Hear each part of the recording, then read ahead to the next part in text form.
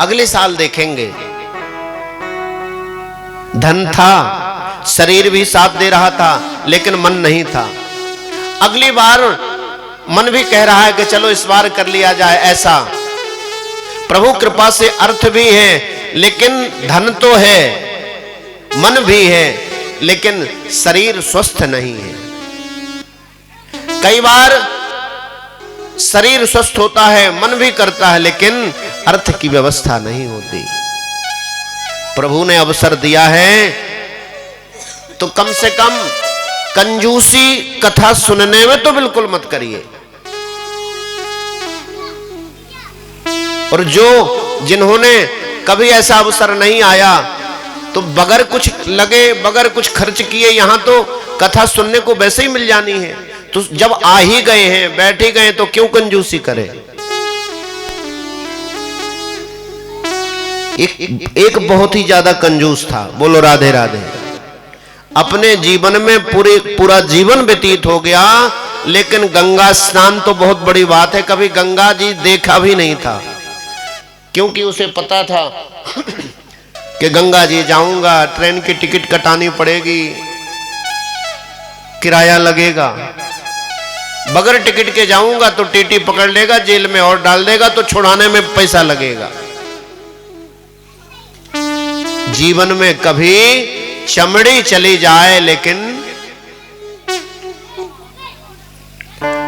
लोगों ने नाम रख दिया उसका व्यंग में दानचंद, बोलो राधे राधे। कई लोग होते हैं ना, हम लोग उसका उपहास करके या व्यंग में उसका नाम रख देते हैं, तो पड़ोसियों ने नाम रख दिया दानचंद। खेत खलिहान में मिल जाते दानचंद को, कहते भैया तेरा चौथापन आने वाला है, देख तेरे बच्चों की शादी भी हो गई है, सब कुछ हो गया, अब तो कुछ दान कर ले, कुछ पुण्य कर ले, कुछ सत्यनारायण की कथा, अरे कुछ भी कर ले। अरे कुछ नहीं करना तो गंगा स्नान ही कभी तो करिया, ये तन जो है तो पवित्र हो जाएगा, पावन हो जाएगा। ये हड्डियां जो है तो तेरी गंगा जी में डूब करके बाद में पता नहीं तेरे बच्चे भी ऐसे निकल आए, तो बाद में डालें न डालें कोई ठिकाना नहीं है। तो जिंदे जिंदे शरीर को एक बार तो मन में सोचने लगा, पड़ोसी पीछे पड़ गए तो करना ही पड़ेगा, क्योंकि पड़ोसी भी जो मिलते हैं ना, वो भगवान की कृपा से ही मिलते हैं। पत्नी से बोला आज तो क्या करूं, मुझे जाना ही पड़ेगा। बोले ठीक है जाओ। सुबह जगा, गंगा के किनारे पास का रहने वाला था। जगने के बाद में कुछ प्रसाद आदि लेकर के, यानी भोजन आदि लेकर के, और चल पड़ा।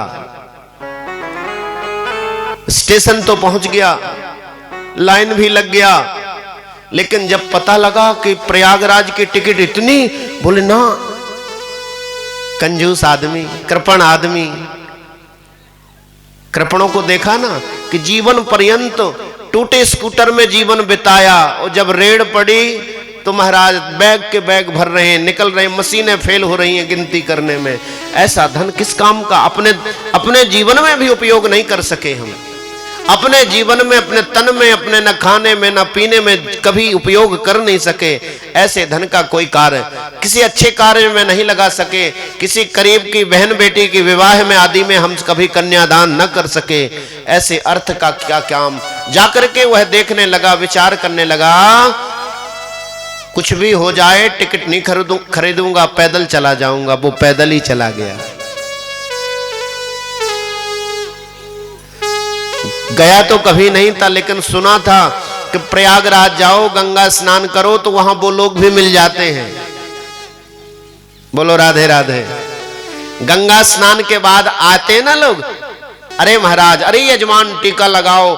जब टीका लगा देंगे तो फिर बोले कुछ संकल्प करो। तो गंगा के किनारे गंगा स्नान करने के लिए गए हो तो कुछ ना कुछ दान दक्षिणा संकल्प करनी ही पड़ती है। सुनो, और उनके पास में बड़े बड़े लंबे लंबे बही खाते भी होते हैं। अगर आपके पास में अभी नहीं है तो बाद में व्यवस्था कर देना, लिखवा दीजिए। ये बेचारा दानचंद्र जिसका नाम पड़ गया था, गया, सुबह से शाम तक चलते चलते संध्या काल हो गई। विचार करने लगा, प्रातः स्नान करूंगा, लेकिन हो ना हो पंडा जी मिल जाएंगे तो उन्हें भी कुछ देना पड़ेगा, क्या करूं। विचार करने लगा, बोला मैं उस जगह स्नान करूंगा ही नहीं जहां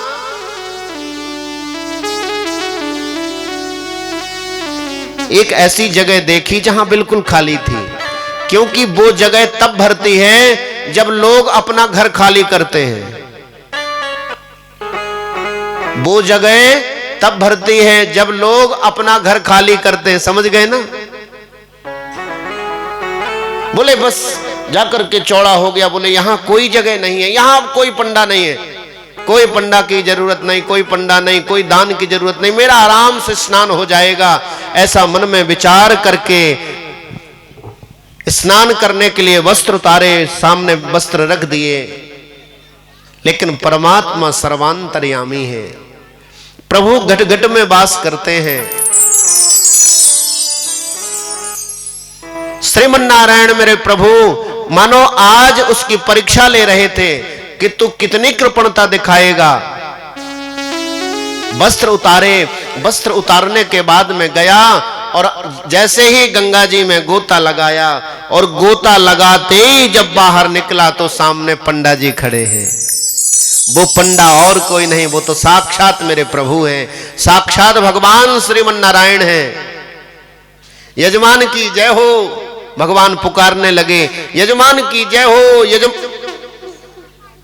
ये जय जयकार जैसी उसने सुनी, सोचने लगा मैं तो वहां से भाग करके बढ़िया वाले घाट से भाग करके शमशान घाट में आया था, लेकिन पंडा ने इस घाट को भी नहीं छोड़ा। कौन हो? अरे महाराज, अरे यजमान, हम इस घाट के पंडा हैं। वाह, आज मैं सोच ही रहा था कि सुबह से कोई नहीं आया, यहां तो ऐसे आप जैसे दानी आते हैं जो महीने महीनों की व्यवस्था सीधा पानी देकर के व्यवस्था कर जाते। जय हो जय हो। जैसे ही सुना उसने दानचंद ने, बोले 1 महीना क्या, 15 दिन नहीं, 15 दिन क्या, 1 दिन की व्यवस्था और 1 धेला भी मैं दान में। पहले धेला चलता था ना।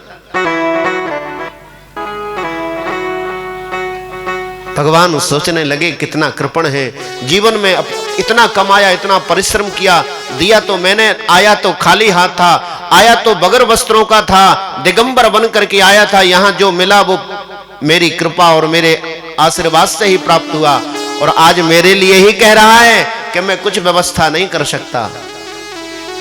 बाहर निकला, टीका लगाया, संकल्प करो। बोले मेरे पास कुछ नहीं है। अरे संकल्प तो कर दो, मेरे पास ये रजिस्टर है, इस रजिस्टर में लिख लूंगा, जो मर्जी हो अपना एड्रेस लिखा देना, मैं ले आऊंगा। दानचंद चालाक भी था, मन में सोचने लगा मैं लिखाऊंगा एड्रेस, ऐसा एड्रेस लिखाऊंगा कि भटकते ही रह जाओगे। बोलो राधे राधे। कौन सा एड्रेस है, कौन सा मोहल्ला है? बोलो राधे राधे। तो था परौहन मोहल्ला का और लिखा दिया दूसरे मोहल्ले का नाम। स्नान किया, स्नान करने के बाद घर से प्रयागराज से अपने घर आया। घर आने के बाद में थोड़ा हार थक गया था, क्योंकि पैदल गया था, पैदल आया था। पत्नी से बोला थोड़ा गरम गरम चाय बना, अदरक डाल देना, ठंडे पानी में नहा के आया हूं। चाय पी, भोजन आदि किया और विश्राम करने लगा। विश्राम करते ही आकर के सर्वांतर्यामी जो परमात्मा है, घाट के जो पंडा बने हुए थे, ऐसे मेरे प्रभु ने आकर के कुंडी खटकाई। अरे यजमान की जय हो, यजमान की जय हो। पत्नी ने से कहा कि जा देख तो जाकर के कौन कोई कुंडी खटका रहा है। पत्नी आई, महाराज कौन हो, कहां से आए हो, क्या कार्य है? बोले हम गंगा जी के पंडा हैं, प्रयागराज से आए हैं, हमारे यजमान का यही घर है क्या? अभी गंगा गए थे, नाम है उनका दानचंद, जाओ उनसे बोलो कि जिसको दान दक्षिणा लिखा करके आए हैं वो पंडा जी दरवाजे पे आए हैं। पत्नी ने जाकर के कहा कि किसी को कुछ लिखा करके आए थे। माथे पे हाथ रख करके सोचने लगा, हे भगवान ये कैसा पंडा है, मैं तो एड्रेस गलत लिखा के आया था, अपना पता गलत लिखा के आया था, ये पहुंच कैसे गया? पत्नी से बोला जाओ बोल दो कि तुम्हारे जो यजमान हैं वो इस समय चल करके आए हैं, ठंडे ठंडे पानी में स्नान किए हैं, इसलिए बीमार पड़ गए हैं, जब ठीक हो जाएंगे तब आना पंडा जी। पत्नी ने जाकर के हाथ जोड़ लिए, पंडा जी क्षमा करना, आपके यजमान बीमार हो गए हैं, जब ठीक हो जाएंगे तब आना, जो भी उन्होंने लिखाया है, जो भी लिखाया है वो आपको दान दक्षिणा दे देंगे। पंडा जी कहने लगे ऐसा नहीं हो सकता, क्योंकि मुझे पंडा कहते हैं, मुझे पुरोहित कहते हैं। पुरोहित का मतलब होता है परम हितः, जो यजमान का आगे आगे हित चाहे, यजमान का मंगल चाहे, यजमान का अच्छा चाहे, उसका नाम पुरोहित है। और मैं पुरोहित हूं, मैंने संकल्प किया हुआ है, यजमान बीमार है और मैं छोड़ करके चला जाऊं, ऐसे कैसे हो सकता है? मैं नहीं जा सकता, जब तक ठीक नहीं हो जाते मैं यहीं दरवाजे पे बैठा हूं। और आप चिंता न करो देवी, जब ठीक हो जाएंगे ठीक होने की प्रतीक्षा करूंगा। पत्नी गई जाकर के कहने लगी, अरे वो तो यहीं बैठे हैं, कह रहे हैं यजमान जब ठीक हो जाएंगे तब चला जाऊंगा। दानचंद सोचने लगा, ये कृपण कंजूस सोचने लगा कि देखो क्या करूं, ऐसा कौन सा बहाना बनाऊं कि ये वापस हो जाए। पत्नी से थोड़ी देर के बाद जाकर के बोला कि देख, झांक करके देख बैठा है कि चला गया। पत्नी ने झांक करके देखा तो वो तो, चूंकि वो तो सब कुछ जानते हैं, अंदर हृदय में विराजमान है, वो तो परीक्षा कर रहे थे। पत्नी ने आकर के देखा पंडा जी बैठे हैं, जाकर के बताया हाँ बैठे हैं। अरे बोल, जाकर के बोल दे कि पंडा बहुत थक गए थे, बीमार हो गए और वो चले गए हैं। भारतीय नारी सब कुछ बोल सकती है, लेकिन अपने पति के लिए ही जाकर के कैसे कहे कि वो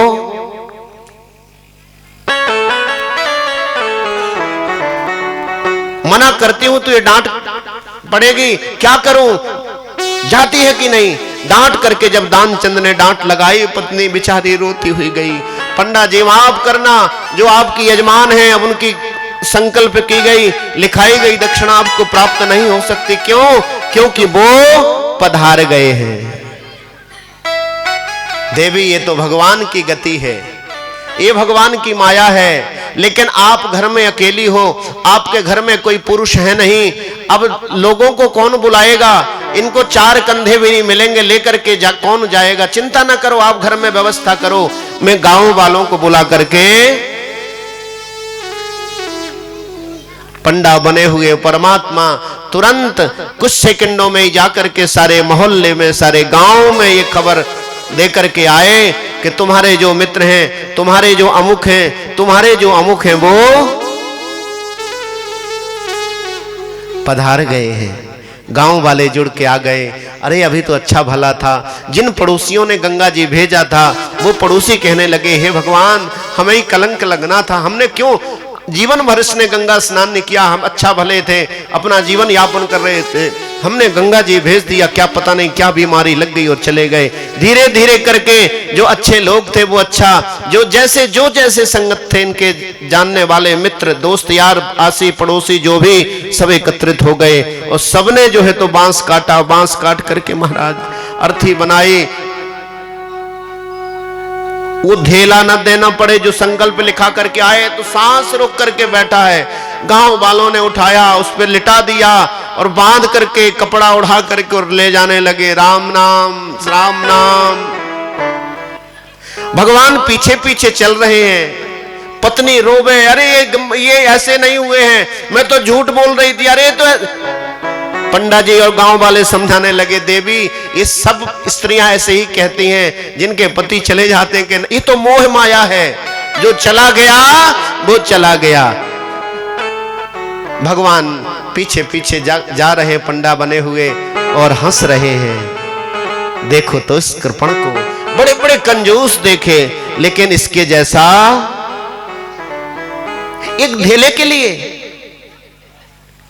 घाट, जहां शमशान घाट था, गए, अर्थी अर्थी बनाई, लिटा दिया और गांव वाले आग लगाने ही वाले थे। परमात्मा तो सब जानते हैं, मेरे प्रभु ने जो पंडा के रूप में थे लोगों को कहा, भैया हम पंडित हैं, इनके पंडा हैं, हमने दान लिया था, कान में कुछ मंत्र बोलना चाहते हैं। जो पंडा जी थे, जो मेरे प्रभु थे, वो कहने लगे कान में, अरे कंजूस, अरे कृपण, अरे भक्तों, मैं तो साक्षात भगवान हूं, मैं पंडा नहीं हूं। भगवान भी आज बेबस होगा इसकी कंजूसी के सामने। आया हूं बैकुंठ से तुम हित नाता जोड़, आया हूं बैकुंठ से तुम हित नाता जोड़, मांग ले वरदान कछु। ऐसे कहा कुछ मांग ले, मैं भगवान हूं। ये जो सांस रोक करके पड़ा था, सफेद कपड़ा ओढ़ करके, जैसे ही कपड़ा हटाया तो वो भगवान ने सामने पंडा, फिर ढक लिया, फिर सांस रोक ली। आया हूं बैकुंठ से तुम हित नाता जोड़, मांग ले वरदान कछु।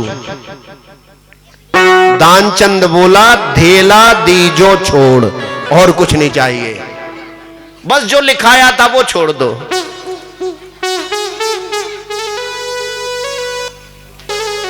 लेकिन यहां तो कुछ लगना नहीं है, यहां तो कुछ मांगा नहीं जा रहा है। पलट के आपको प्रसाद और दिया जाएगा, फिर कंजूसी क्यों करते हैं? तो एक बार जयकारा लगाइए ना, बोलिए वृंदावन